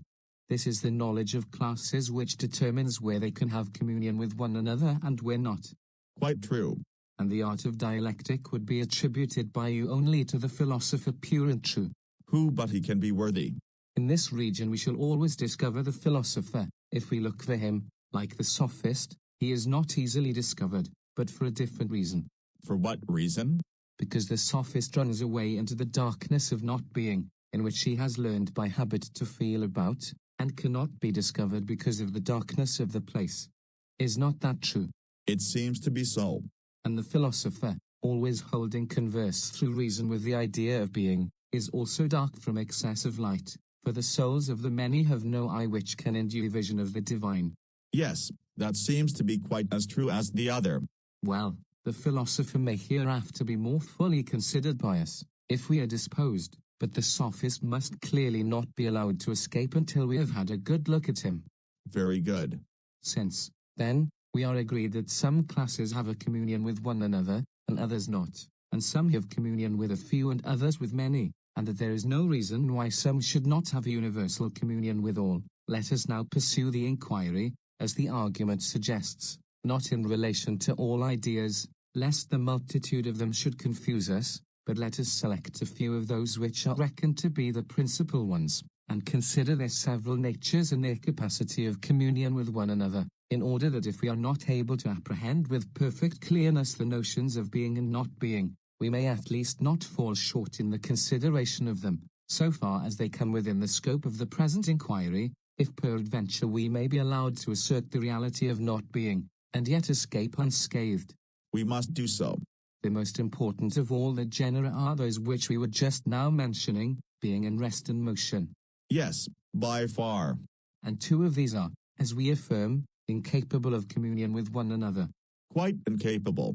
Whereas being surely has communion with both of them, for both of them are. Of course. That makes up 3 of them. To be sure. And each of them is other than the remaining 2, but the same with itself. True. But then, what is the meaning of these 2 words, same and other? Are they 2 new kinds other than the 3, and yet always of necessity intermingling with them? And are we to have 5 kinds instead of 3? Or when we speak of the same and other, are we unconsciously speaking of one of the 3 first kinds? Very likely we are. But, surely, motion and rest are neither the other nor the same. How is that? Whatever we attribute to motion and rest in common, cannot be either of them. Why not? Because motion would be at rest and rest in motion, for either of them, being predicated of both, will compel the other to change into the opposite of its own nature, because partaking of its opposite. Quite true. Yet they surely both partake of the same and of the other. Yes. Then we must not assert that motion, any more than rest, is either the same or the other. No, we must not. But are we to conceive that being and the same are identical? Possibly. But if they are identical, then again in saying that motion and rest of being, we should also be saying that they are the same. Which surely cannot be. Then being and the same cannot be one. Scarcely. Then we may suppose the same to be a 4th class, which is now to be added to the 3 others. Quite true. And shall we call the other a 5th class? Or should we consider being and other to be 2 names of the same class? Very likely. But you would agree, if I am not mistaken, that existence is a relative as well as absolute. Certainly. And the other is always relative to other. True. But this would not be the case unless being and the other entirely differed. For, if the other, like being, were absolute as well as relative, then there would have been a kind of other which was not other than other. And now we find that what is other must of necessity be what it is in relation to some other. That is the true state of the case. Then we must admit the other as the 5th of our selected classes. Yes. And the 5th class pervades all classes, for they all differ from one another, not by reason of their own nature, but because they partake of the idea of the other. Quite true. Then let us now put the case with reference to each of the 5. Now. First there is motion, which we affirm to be absolutely other than rest. What else can we say? It is so. And therefore is not rest. Certainly not. And yet is, because partaking of being. True. Again, motion is other than the same. Just so.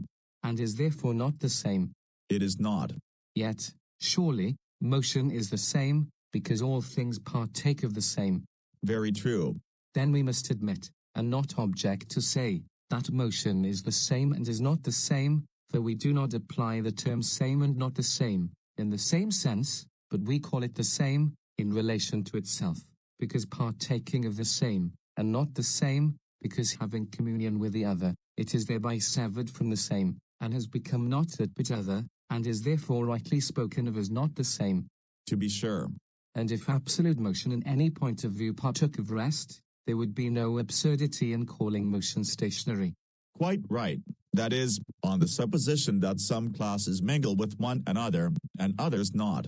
That such a communion of kinds is according to nature, we had already proved before we arrived at this part of our discussion. Certainly. Let us proceed, then.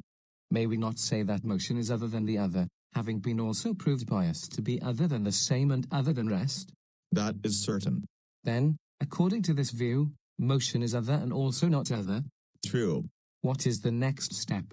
Shall we say that motion is other than the 3 and not other than the 4th? For we agreed that there are 5 classes about and in the sphere of which we propose to make inquiry. Surely we cannot admit that the number is less than it appeared to be just now. Then we may without fear contend that motion is other than being. Without the least fear. The plain result is that motion, since it partakes of being, really is and also is not. Nothing can be plainer.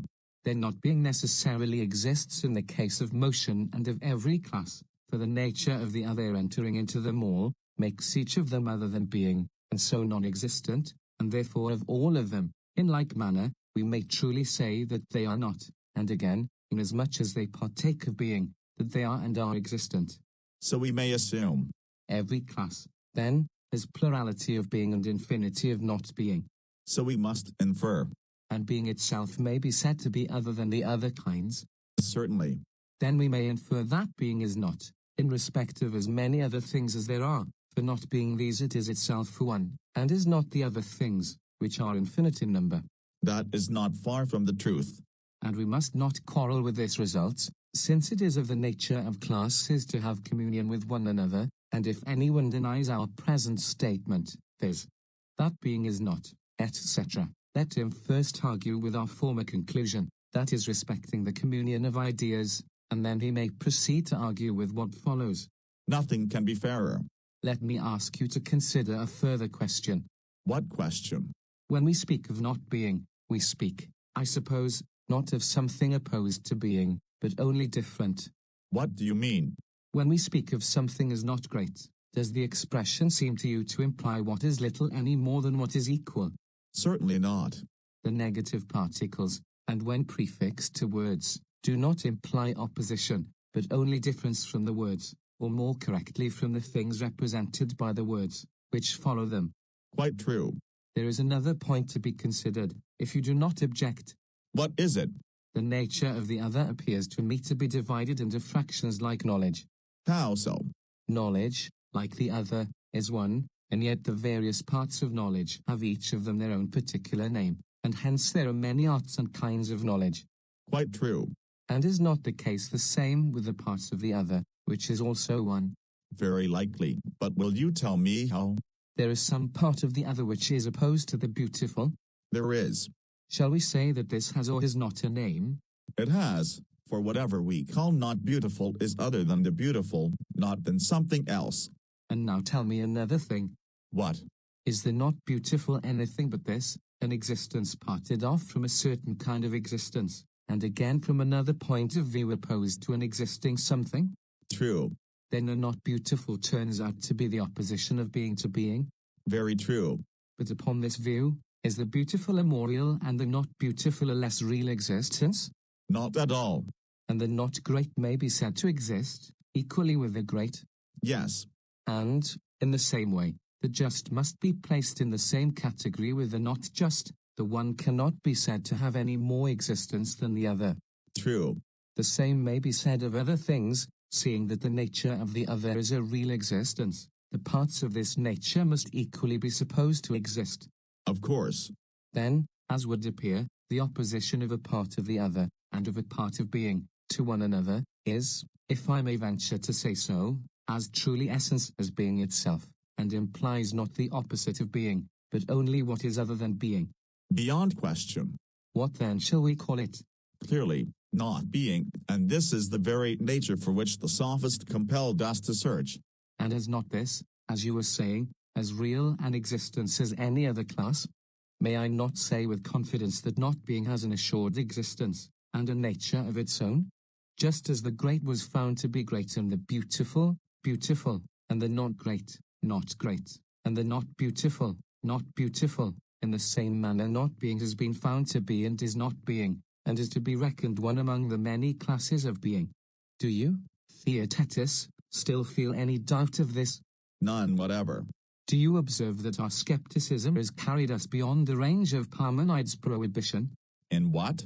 We have advanced to a further point, and shown him more than he forbade us to investigate. How is that? Why, because he says, not being never is, and do thou keep thy thoughts from this way of inquiry. Yes, he says so. Whereas, we have not only proved that things which are not are, but we have shown what form of being not being is, for we have shown that the nature of the other is, and is distributed over all things in their relations to one another, and whatever part of the other is contrasted with being, this is precisely what we have ventured to call not being. And surely, stranger, we were quite right.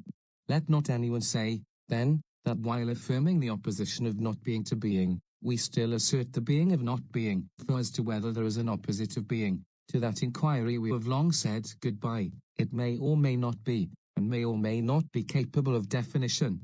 But as touching our present account of not being, let a man either convince us of error, or, so long as he cannot, he too must say, as we are saying, that there is a communion of classes, and that being, and difference or other, traverse all things and mutually interpenetrate, so that the other partakes of being, and by reason of this participation is, and yet is not that of which it partakes, but other, and being other than being, it is clearly a necessity that not being should be. And again, being, through partaking of the other, becomes a class other than the remaining classes, and being other than all of them, is not each one of them, and is not all the rest, so that undoubtedly there are thousands upon thousands of cases in which being is not, and all other things, whether regarded individually or collectively, in many respects are, and in many respects are not. True. And he who is skeptical of this contradiction must think how he can find something better to say, or if he sees a puzzle, and his pleasure is to drag words this way and that, the argument will prove to him that he is not making a worthy use of his faculties, for there is no charm in such puzzles, and there is no difficulty in detecting them, but we can tell him of something else the pursuit of which is noble and also difficult. What is it? A thing of which I have already spoken, letting alone these puzzles as involving no difficulty. He should be able to follow and criticize in detail every argument, and when a man says that the same is in a manner other, or that other is the same, to understand and refute him from his own point of view, and in the same respect in which he asserts either of these affections. But to show that somehow and in some sense the same is other, or the other same, or the great small, or the like unlike, and to delight in always bringing forward such contradictions, is no real refutation, but is clearly the newborn babe of someone who is only beginning to approach the problem of being. To be sure. For certainly, my friend, the attempt to separate all existences from one another is a barbarism and utterly unworthy of an educated or philosophical mind. Why so? The attempt at universal separation is the final annihilation of all reasoning, for only by the union of conceptions with one another do we attain to discourse of reason. True. And, observe that we were only just in time in making a resistance to such separatists, and compelling them to admit that one thing mingles with another. Why so? Why, that we might be able to assert discourse to be a kind of being, for if we could not, the worst of all consequences would follow, we should have no philosophy. Moreover, the necessity for determining the nature of discourse presses upon us at this moment. If utterly deprived of it, we could no more hold discourse, and deprived of it we should be if we admitted that there was no admixture of natures at all. Very true. But I do not understand why at this moment we must determine the nature of discourse. Perhaps you will see more clearly by the help of the following explanation. What explanation? Not being has been acknowledged by us to be one among many classes diffused over all being. True. And thence arises the question, whether not being mingles with opinion and language. How so? If not being has no part in the proposition, then all things must be true, but if not being has a part, then false opinion and false speech are possible, for to think or to say what is not, is falsehood, which thus arises in the region of thought and in speech. That is quite true. And where there is falsehood surely there must be deceit. Yes. And if there is deceit, then all things must be full of idols and images and fancies. To be sure.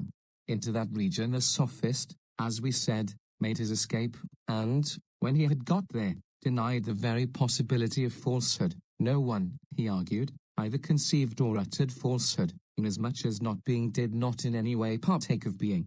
True.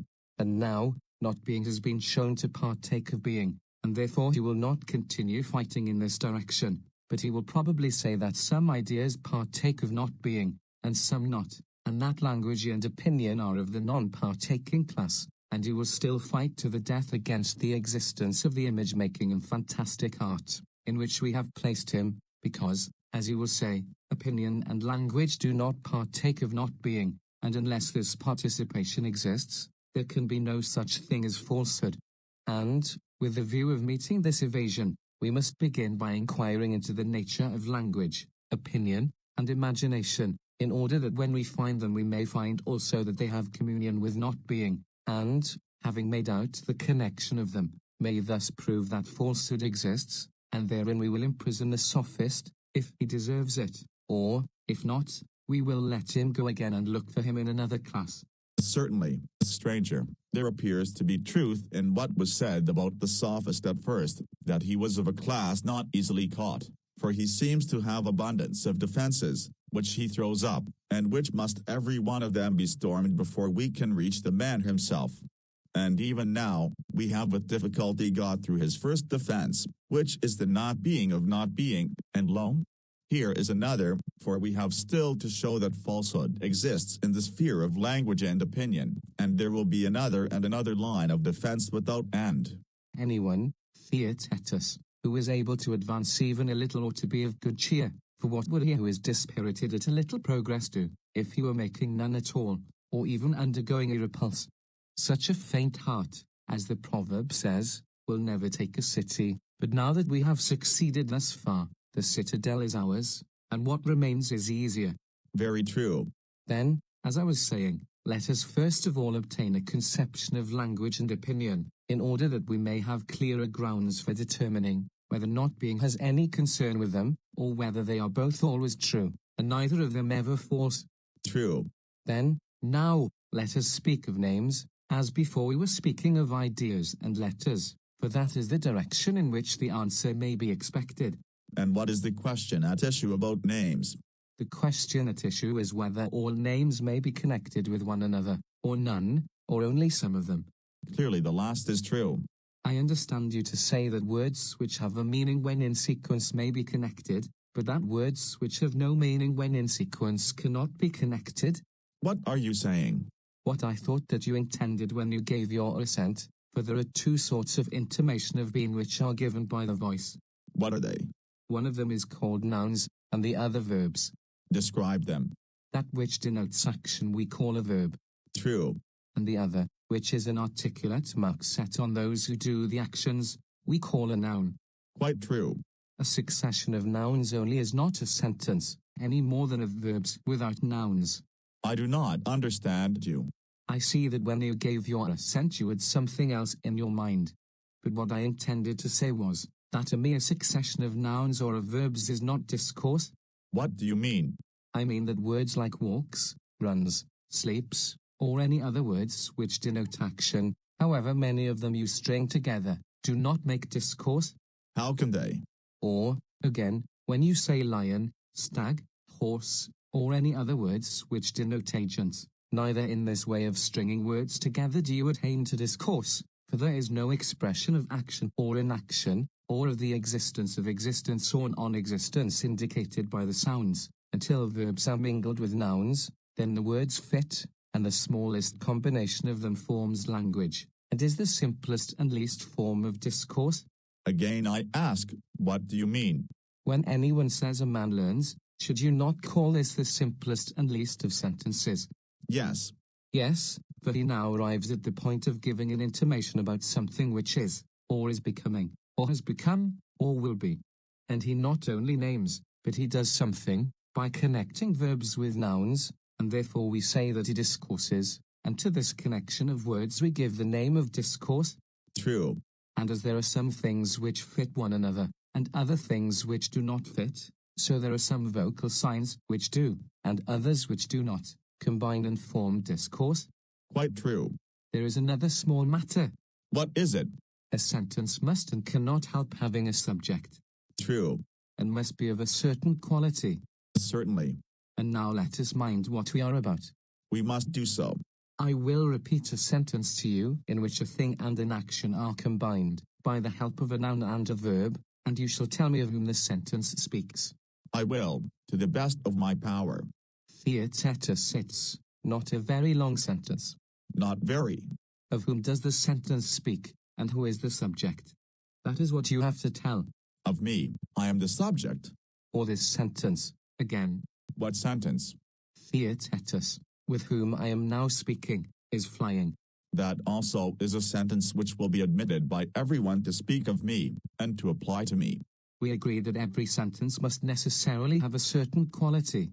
Yes. And what is the quality of each of these two sentences? The one, as I imagine, is false, and the other true. The true says what is true about you. Yes. And the false says what is other than true. Yes. And therefore speaks of things which are not as if they were. True. And says that things are real of you which are not. For, as we were saying, in regard to each thing or person, there is much that is and much that is not. Quite true. The second of the two sentences which related to you was first of all an example of the shortest form consistent with our definition. Yes, this was implied in our recent admission. And, in the second place, it related to a subject? Yes. Who must be you, and can be nobody else. Unquestionably. And it would be no sentence at all if there were no subject, for, as we proved, a sentence which has no subject is impossible. Quite true. When other, then, is asserted of you as the same, and not being as being, such a combination of nouns and verbs is really and truly false discourse. Most true. And therefore thought, opinion, and imagination are now proved to exist in our minds both as true and false. How so? You will know better if you first gain a knowledge of what they are, and in what they severally differ from one another.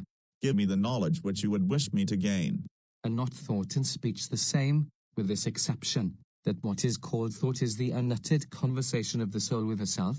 Quite true. But the stream of thought which flows through the lips and is audible is called speech. True. And we know that there exists in speech What exists? affirmation. Yes, we know it. When the affirmation or denial takes place in silence and in the mind only, have you any other name by which to call it but opinion? There can be no other name.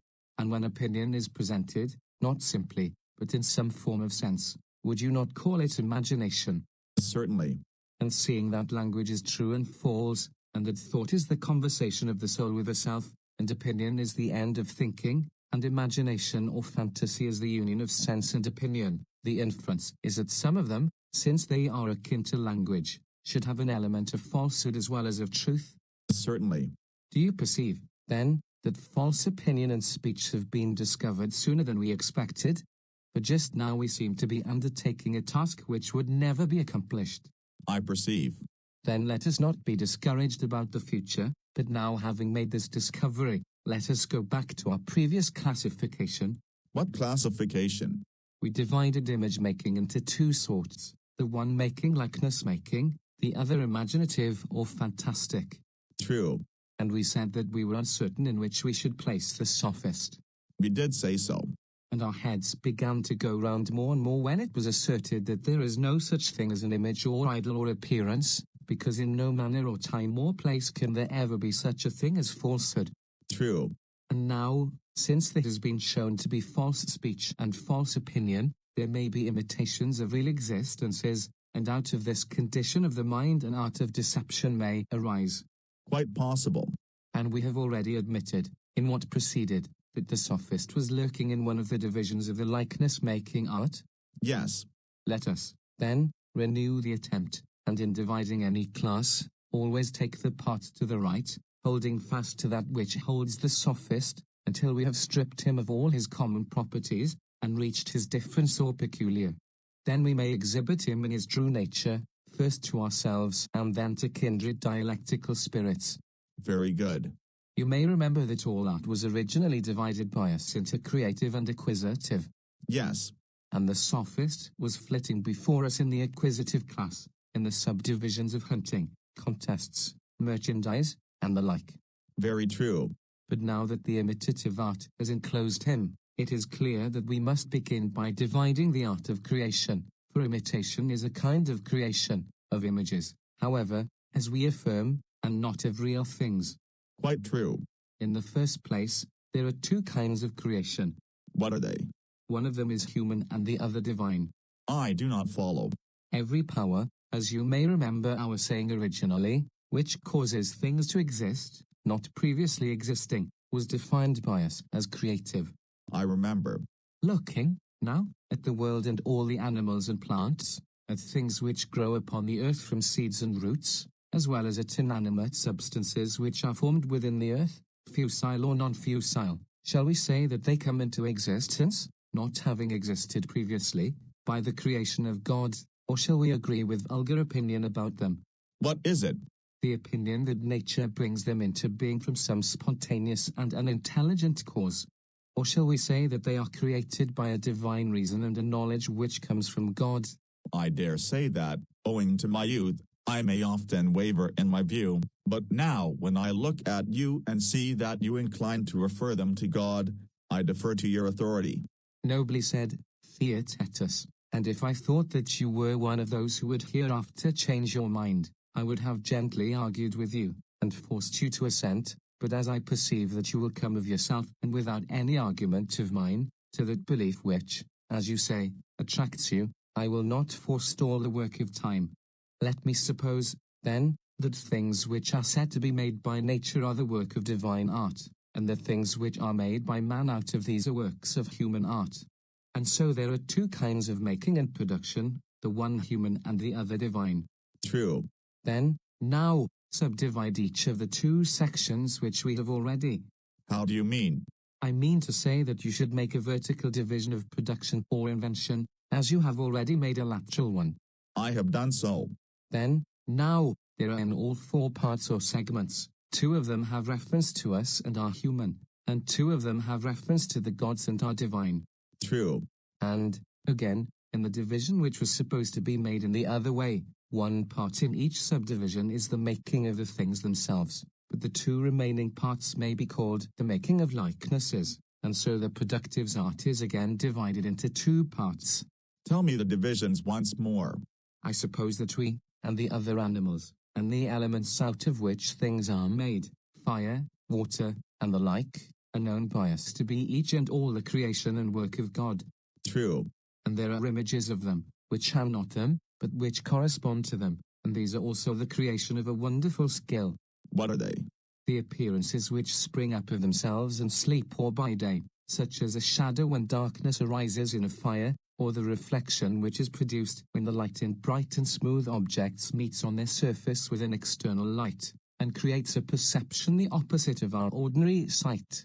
Yes, and the images as well as the creation are equally the work of a divine hand. And what shall we say of human art? Do we not make one house by the art of building, and another by the art of drawing, which is a sort of dream created by man for those who are awake? Quite true. And other products of human creation are also twofold and go in pairs. There is the thing, with which the art of making the thing is concerned, and the image, with which imitation is concerned. Now I begin to understand, and am ready to acknowledge that there are two kinds of production, and each of them twofold. In the lateral division there is both a divine and a human production. In the vertical there are realities and a creation of a kind of similitudes. And let us not forget that of the imitative class the one part was to have been likeness-making, and the other fantastic, if it could be shown that falsehood is a reality and belongs to the class of real being. Yes. And this appeared to be the case, and therefore now, without hesitation, we shall number the different kinds as two. True. Then, now, let us again divide the fantastic art. Where shall we make the division? There is one kind which is produced by an instrument, and another in which the creator of the appearance is himself the instrument. What do you mean? When anyone makes himself appear like another in his figure or his voice, imitation is the name for this part of the fantastic art. Yes. Let this, then, be named the art of mimicry, and this the province assigned to it. As for the other division, we are weary and will give that up, leaving to someone else the duty of making the class and giving it a suitable name. Let us do as you say, assign a sphere to the one and leave the other. There is a further distinction, Theaetetus, which is worthy of our consideration, and for a reason which I will tell you. Let me hear. There are some who imitate, knowing what they imitate, and some who do not know. And what line of distinction can there possibly be greater than that which divides ignorance from knowledge? There can be no greater. Was not the sort of imitation of which we spoke just now the imitation of those who know? For he who would imitate you would surely know you and your figure. Naturally. And what would you say of the figure or form of justice or virtue in general? Are we not well aware that many, having no knowledge of either, but only a sort of opinion, do their best to show that this opinion is really entertained by them, by expressing it, as far as they can, in word and deed? Yes, that is very common. And do they always fail in their attempt to be thought just, when they are not? Or is not the very opposite true? The very opposite. Such a one, then, should be described as an imitator, to be distinguished from the other, as he who is ignorant is distinguished from him who knows? True. Can we find a suitable name for each of them?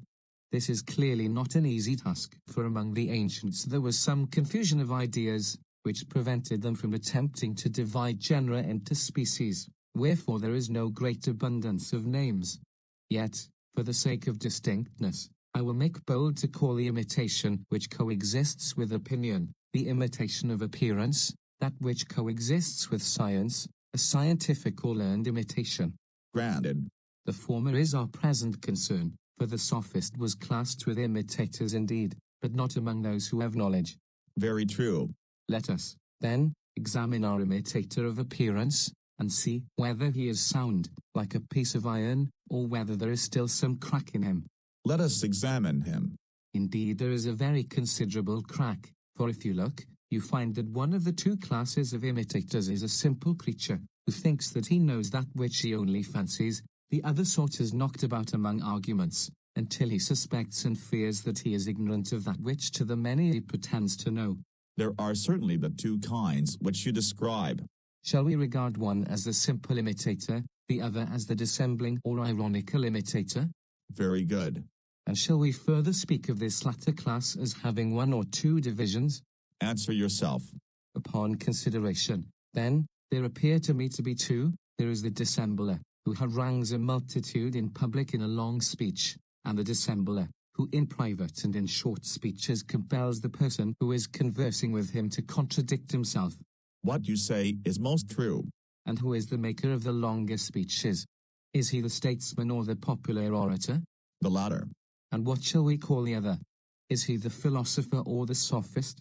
The philosopher he cannot be, for upon our view he is ignorant, but since he is an imitator of the wise he will have a name which is formed by an adaptation of the word sophos.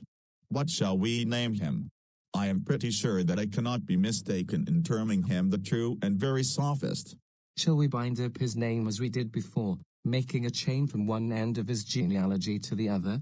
By all means.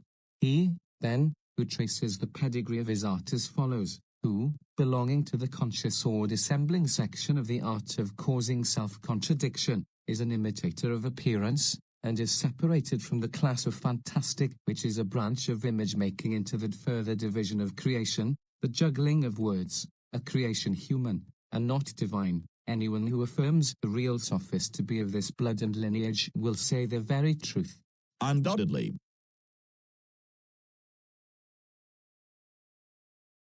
False words are not only evil in themselves, but they infect the mind with evil. Phaedo by Plato,